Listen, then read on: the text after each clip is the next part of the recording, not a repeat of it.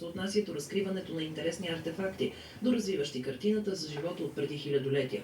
В клоака Максима, подземният канал на античния град, археолозите откриха днес внушителна статуя, изработена от мрамор и отново изключително детайлна, видимо поне от частта, която първо излезе на място. Така и главата може и да няма, но ние почнахме оттам, колегите много внимателно работят, студентите са щастливи и се радват.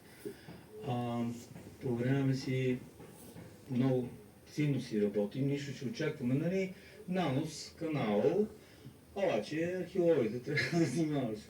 И те го правят. И се оказа, че не е само стъпалци, както мислих в началото отчупено, защото има и такива неща, всъщност си една фигура.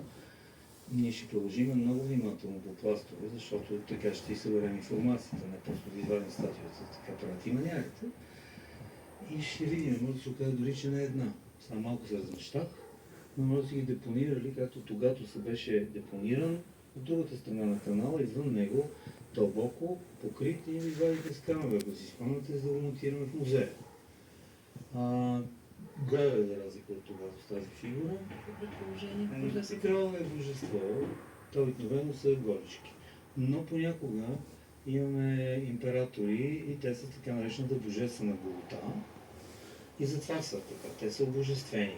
Но ще кажа повече, дай Боже да имаме тази възможност, като го разкрием и видим някакви атрибути, които да ни подскажат кой е образът, на кому принадлежи тази фигура.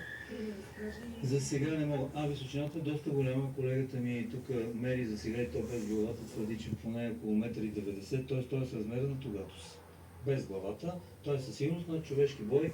Само като погледнете ходилото, какво е 50 номер. Много по-голяма от 42-5 крак. Това е много голяма фигура, може да е по-голяма и от Тогатус.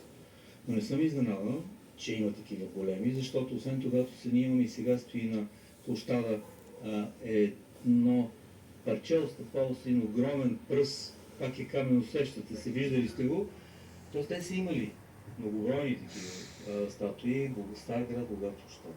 Но е едно прекрасно допълнение, прекрасно към музея в Петрич и въобще за Хераклея.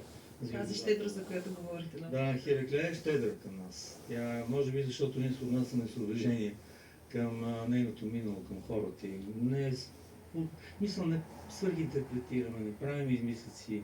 Аз се повтарям на себе си, на колегите. Трябва да уважаваме да паметаем и да не говорим небивалици. И може би се връща добро.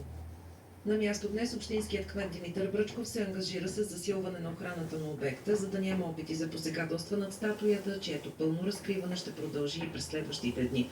Проучванията тази година на античния град Хераклея Синтика ще бъдат 4 месеца, единият от които спасителни разкопки. Кабелна телевизия и високоскоростен интернет. Привилегията да си абонат на NET+.